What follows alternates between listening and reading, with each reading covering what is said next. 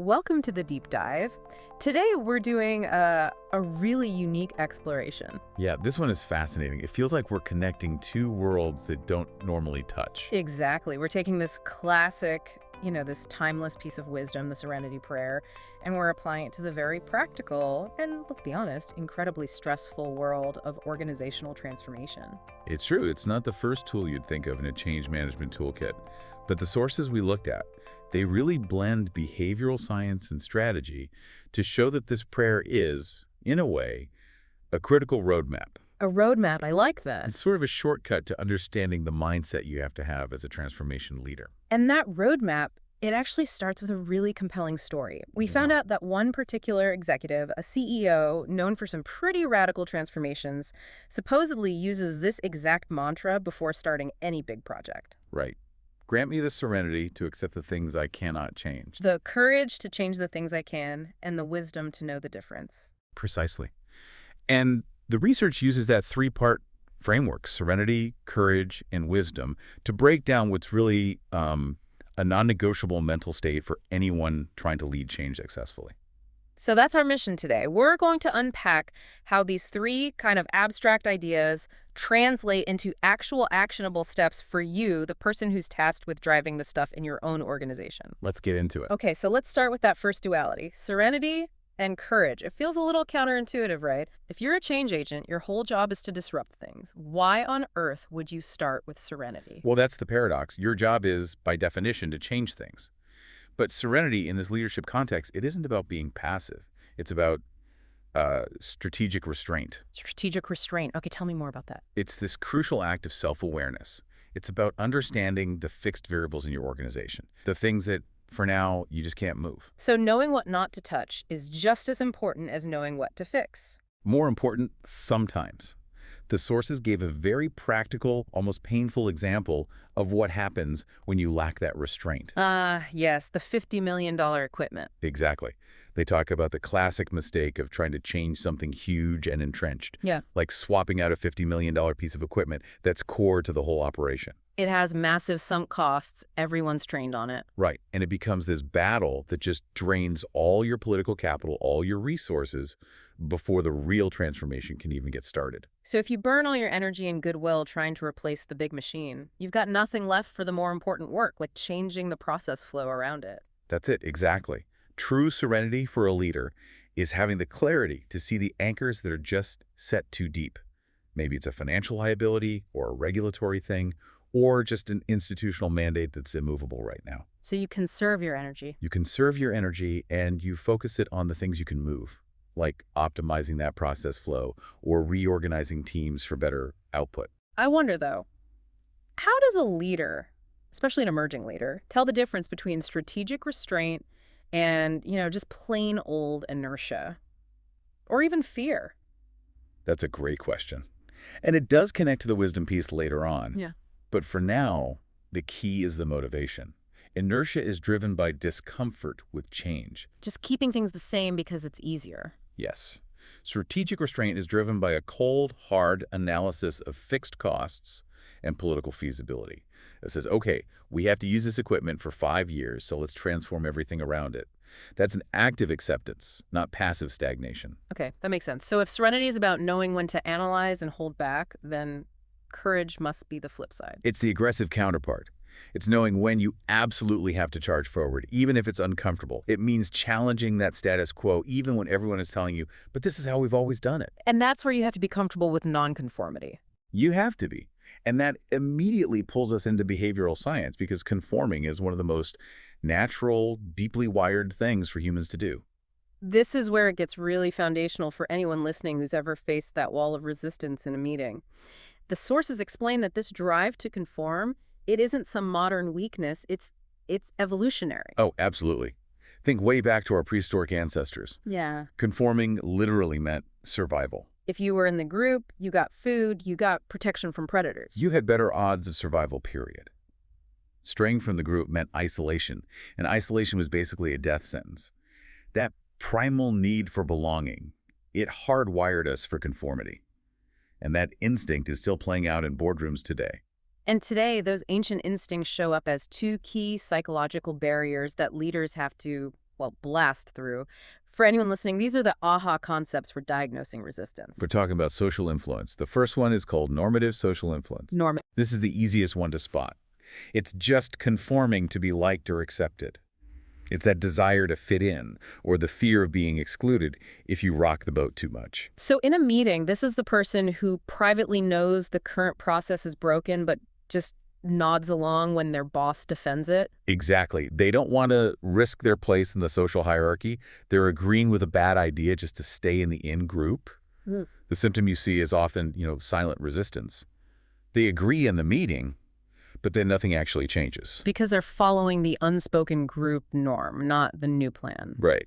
And the second barrier, which can be even trickier, is informational social influence. Okay, so how is that different? This is when you conform because you genuinely believe everyone else is correct. You think they must know something you don't. So you start to doubt your own judgment. You do.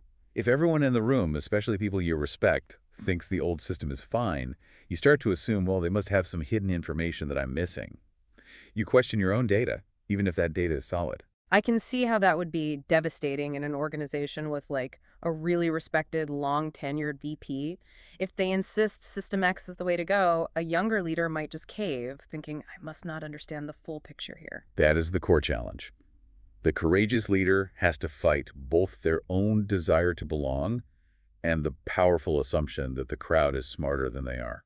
So how do you fight that? How do you diagnose which one you're even facing? The strategy would have to be completely different. They're totally different. If you think you're facing normative social influence, the fear of exclusion, your strategy has to be about reducing the social cost of disagreeing. You have to make it safe for them to speak up. Exactly. Psychological safety. Maybe you use anonymous surveys or you talk to people one-on-one away from the group. The resistance is social, so your solution has to be relational. Okay, and what if you diagnose it as informational social influence, where they think they're right? Then the resistance is intellectual. You don't need to make them feel safe. You need to show them incontrovertible evidence. Hard data. Hard data, external benchmarks, case studies, A/B tests, anything that clearly demonstrates their current belief is factually incorrect. If they think they're right, better information is the only way through. But this fight against our own wiring, it takes real courage. And the sources warn that this kind of non-conformity, it comes at a price. It does. It can be a heavy toll. The research specifically says the leader who refuses to conform has to accept that you may stay hungry for a while. You risk real isolation. I love the imagery they used, being subjected to roots plucked by your own hands or an order from Uber Eats for one. It paints a very lonely picture, doesn't it? It really does. It captures that emotional weight of being the one person standing up and saying, no, we have to do this differently, when everyone else is, comfortable. That's the leader's sacrifice, in a nutshell. You temporarily trade the comfort of the group for the chance to lead everyone to a better place. Which leads us perfectly into the third element of the prayer, wisdom, the wisdom to know the difference. This is the glue that holds it all together. Wisdom is this thing people say you can't teach, that it only comes from experience, from trial and error. And in the transformation context, that means having a truly holistic view of the organization. It does. It's not just the spreadsheets. It's understanding the people, the hidden cultural currents, the real capabilities of your teams, the limits of your tech, all of it. But you can't wait 20 years to get that experience. An emerging leader doesn't have that kind of time. So how do you shortcut wisdom? That is the essential question. And the answer is, while personal experience is invaluable, the real accelerator is leveraging the experience of others, building what we could call collective wisdom. So it's about learning from other people's mistakes, not just your own. Yes, we're wired to learn and adapt, and shared wisdom is the fastest way to build that holistic view. So what are the actual steps a leader can take to do that effectively? Well, first is proactive engagement. It means deliberately seeking out peers, mentors, seasoned pros inside your industry and outside of it. Their insights help you navigate complexity and, more importantly, avoid the common pitfalls they already fell into. So it's not passive. You have to actively hunt for those scenarios. You do. Second, it means practicing deliberate, active listening. You go into discussions not just to make your point, but to map the entire landscape of what could go wrong. You actually seek out opposing views. Because collective wisdom isn't about everyone agreeing. No, it's about understanding the full spectrum of possibilities and problems. And the third point, which is crucial, is that you have to foster this culture of knowledge sharing internally. So it's not just the leaders holding all the wisdom. Right. The transformation leader has to create a space where teams can share their failures and lessons learned without fear. When you celebrate the learning, not just the success, you build a collective wisdom that helps the entire organization. One person's hardship becomes the whole team's lesson. That brings us to what I found to be the most profound part of all this, the realization that we usually only hear part of the prayer. Right. It's almost always truncated. The sources remind us that the prayer continues, and that continuation gives you the attitude you need for the whole journey. The full text goes on. Living one day at a time, enjoying one moment at a time, accepting hardship as a pathway to peace. That last line is everything. Accepting hardship as a pathway to peace. That's the missing link, isn't it? Every leader knows transformation is going to be turbulent. It's going to bring hardship for them and for their team. The resistance we were just talking about is the hardship. And this gives you the justification for that discomfort, the peace, that new, better, more stable state. It can't be reached without walking through the hardship first. So by framing the turbulence as temporary and purposeful, it changes everything. It gives the whole team the mindset they need to keep moving forward when things get really tough. The hardship doesn't feel like a sign of failure anymore. It feels like a sign the process is actually working. So, to quickly summarize for you, the learner, the Serenity Prayer is this really practical three-part framework. First, you need serenity to know what you can't change and conserve your energy. Then you need the courage to challenge the status quo, which means fighting our own deep-seated instinct to conform.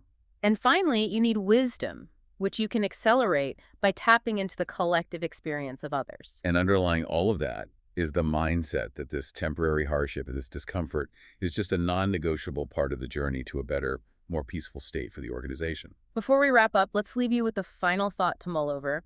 This whole discussion, it feels like it's full of more life lessons than just leadership principles, especially around this constant struggle against conformity. Yeah, we talked about the need for collective wisdom, how you get it from peers and mentors. But when a leader tries to share that new wisdom, they're always fighting one of two fundamental human tendencies. So think about your own organization. Which of those is the harder barrier to break? Is it the fear of social exclusion, that normative influence? Or is it the deeply held, but maybe wrong, belief that the way things are now is the correct way, the informational influence? Understanding which of those two pressures is stronger in your team. That will fundamentally shape the strategy you need to bring about real lasting change. It's the key to knowing which battle you're actually fighting. Something critical to think about. Until next time for the deep dive.